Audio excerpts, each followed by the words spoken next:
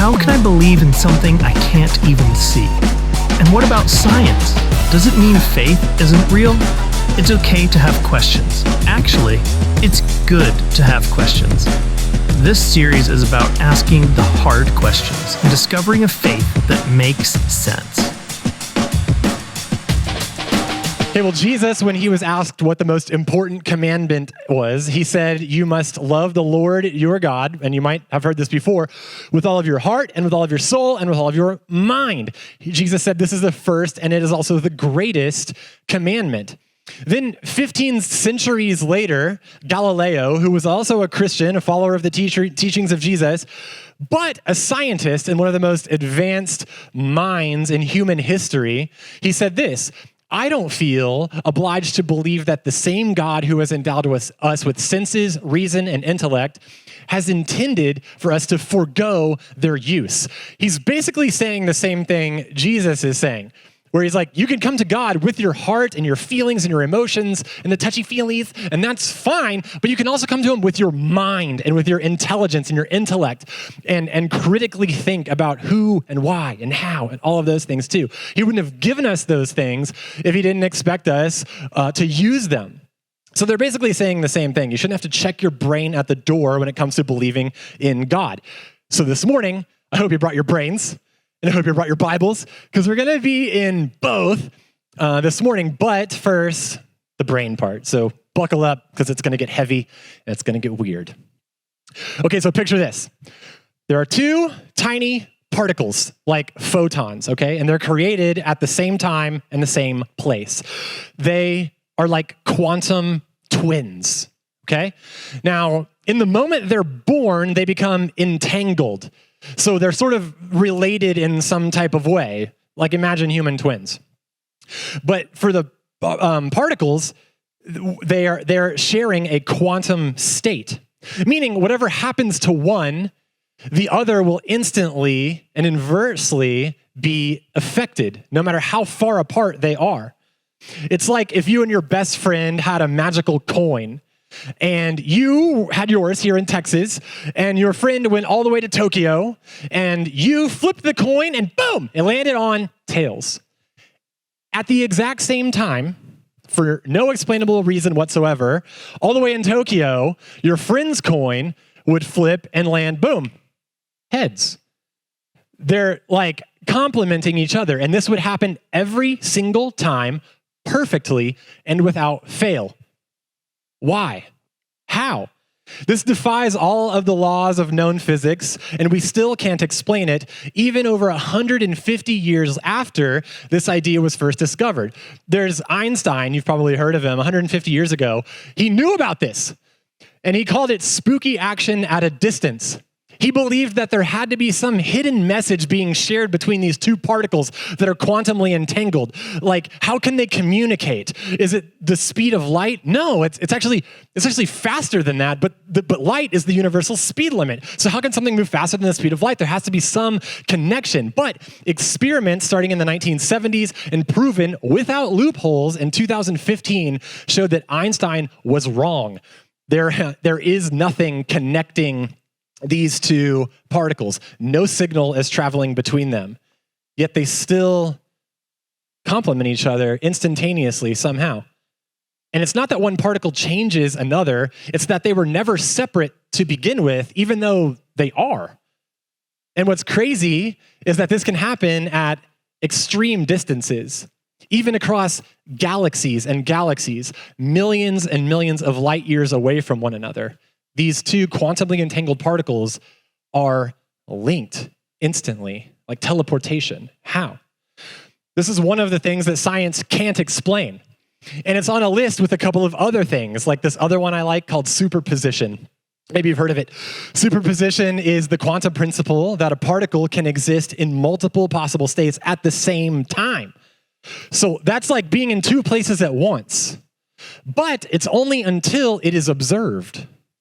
I don't want to get too into this because it would just be a lot, but it's been demonstrated and proven in quantum physics through this experiment called the double slit experiment. Look into it on your own time. It'll blow your mind. It's super weird. Basically, imagine there's like a door, and you know how there's the crack underneath the door? And let's just say there's 2 doors and you roll a marble on the floor at the 2 doors. It's either gonna hit the wall in between the doors, right? Or it's gonna go underneath one or the other and hit the wall on the other side, right? Like, that's what marbles do. But only when you're watching. It had been scientifically observed and data has been collected showing and proving, in fact, that when you do this with an electron and you watch it, it behaves how you think an electron should. It goes through one of the slits. When you turn your back on it, it goes through both slits at the same time, making a crazy pattern on the second wall behind it for no explainable reason whatsoever. The only explanation is that at some point it divides and is in 2 places at the same time. We don't know why. We don't know how it happens. It just does. We've been trying to figure it out for 100 years. In 1935, this guy named Erwin Schrödinger came up with a thought experiment to explain to us just how insane this would be. He said he wants to illustrate this concept of superposition, 2 things being at the same place at the same time. So let's take that particle and make it as big as a cat. And we got to put the cat in a box, like a perfect box. And inside the box there's going to be this rotating particle that's in this fluctuating state between like being active and decayed. And that is going to trigger this poison that's going to kill the cat. And if the particle can split and be in the same place at the same time in superposition, that means it's both releasing the poison and not releasing the poison at the same time. So at any time when you open the cat or the box, the cat is either going to be dead or alive when you view it, right? Because when you observe it, it acts how it's supposed to act, just like the marble under the door. But when you're not looking inside the box, it's both dead and alive. The cat is in the box, both dead and alive, until you view it. Then it has to pick one. Isn't that insane? Isn't that insane? I don't know about you, but when I think about these things like quantum entanglement, superposition, I worship. I don't know, like a dead cat in a box just gets me fired up about Jesus for some reason. Maybe I'm the only one, but but I started to think about, dude, like the world is so mysterious. We're just discovering these crazy things about how it works, and I feel like we're just getting started. We've only been around for like, thousands of years? If God is billions or even infinite, like, he's got to know how things can be at the same place at the same time. He's got to know how things can travel instantaneously across light years and galaxies. We don't know how yet. We're just observing it and we're thinking, dang, it must be awesome, right? And on the topic of infinity, I want to show a video that I think really it's kind of long. It's like 4 minutes long. And if you're as big of a nerd as me, which some of y'all are, some of you are not, and that's okay. But I hope either way, you'll still find this video fascinating. Think about it. Check it out.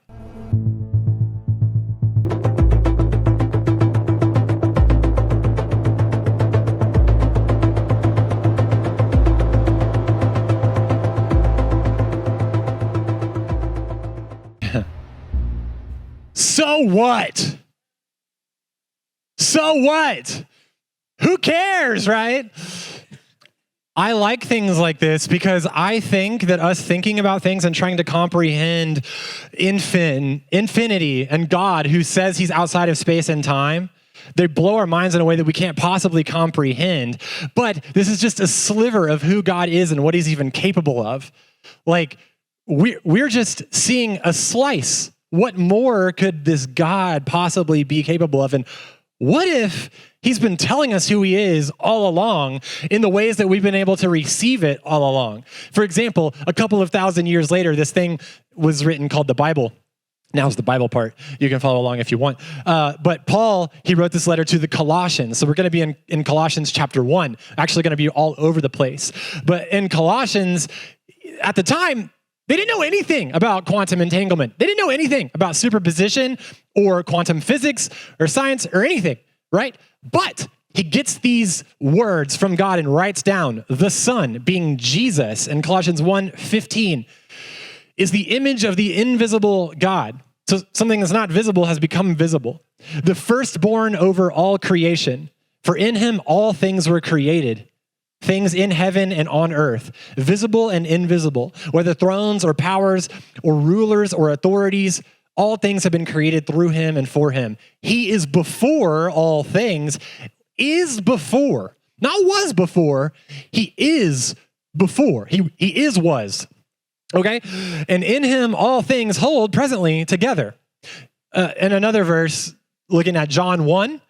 In the beginning, John 1:1, in the beginning was the Word. This is Jesus. So he was there, and he was, the Greek translation says he was always. He was always wasing. He always has been. He was there in the beginning, and Jesus was with God, and Jesus was, in fact, actually God. Past tense, but perpetual past. He was with God at the beginning. Through him, all things were made. Without him, nothing was made that has been made, looking presently. And that present is a present active, so it continues on forever. Always was, is, and always will be. How is Jesus there at the beginning? How did he apparently physically embody a human life for 33 years, a couple thousand ago? And how is he here with us now in some invisible type of way and holding all things together and somehow in the future waiting for us in eternity? Maybe Jesus is just some cosmic time traveler. Maybe it's quantum entanglement. Maybe it's superposition. Maybe it's something different that we are trying to explain, but just simply can't comprehend. The question becomes, can you trust him anyway? This is what I want to get to this morning, is simply this question. Can you trust Jesus anyway? Can you trust God even if you can't explain him? Can you trust God even if you can't understand him? And weirdly, we trust people and things without understanding or explaining them fully all of the time, right? Like a simple example is the chair that you're sitting in right now. Do you know everything about the chair you're sitting in right now? No, not at all. Do you know where it was made? No. Do you know the life story of every person in the factory and distribution center that created it and shipped it here and got it here and how it all came to be and how it happened? And no.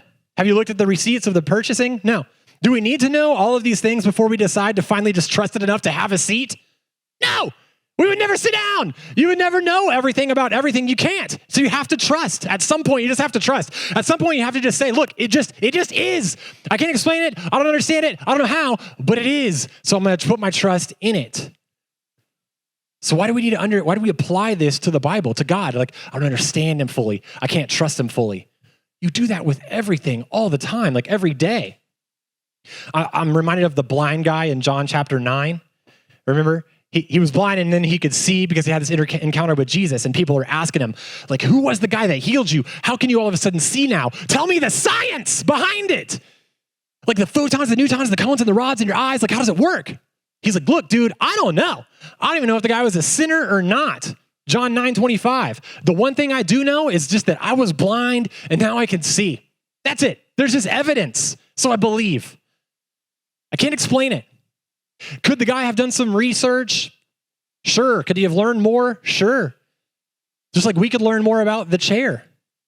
Just like we could learn more about God and the universe and everything and what it all means and why and how. And that's fine. You don't have to, but you can. And for me, when I do, it builds my faith. But God knew that too. In Jeremiah 29, he says, you will seek me and you will find me if you seek me with your whole heart. This is like a guarantee. And the heart is connected to the mind, remember? Love the Lord with all your heart, with all your soul, and all your mind. Maybe miracles are explainable through science that we just haven't discovered yet. Maybe they're not. I don't know about you, but I am going with the guy who made the blind see. I am going with the guy who raised the dead. I am going with the guy who showed up in human form, claiming to be God, and then proved it when he died on a cross and then rose again, witnessed by hundreds of eyewitnesses 3 days later. I'm going with that guy. And look, the Bible, I'll finish with this. It contains these prophecies about that guy. Prophecies are like predictions, saying, oh, he'll be born here. He'll live this way. He'll say these things at this time. And I want to give it some scientific analysis to send you off with about how unlikely all of these things being true about Jesus actually are. And then we're done. Number one, silver dollar Texas. Imagine you cover the entire state of Texas 2 feet deep in silver dollars. That's about 10 to the 17th coins, which is about 100 quadrillion. That's how much it would take. If you marked one of those with an X, blindfolded someone, and tell them to pick a coin on the first try, that's roughly the odds calculated for just 8 of the prophecies in the Bible pertaining to Jesus being fulfilled in one person. But there weren't just 8 prophecies about Jesus that were fulfilled. there were hundreds. Hundreds. Number 2, sand on earth. Picture every grain of sand on every beach on the planet Earth. If you picked one specific grain, buried it in a random location at a random depth anywhere on the planet, and asked someone to, on the first try, go out and find that one grain, you'd still be way more likely to pull that off than for the hundreds of specific time-stamped, fulfilled biblical prophecies to occur by coincidence that were in Jesus. The last one, the universal dart throw. Imagine throwing a dart from Earth, and it could just go on forever with no resistance. And your target, one specific atom somewhere in another galaxy billions of light years away. You hit it perfectly on the first try. You might not be able to explain it, but I encourage you, I challenge you to believe it because it's true.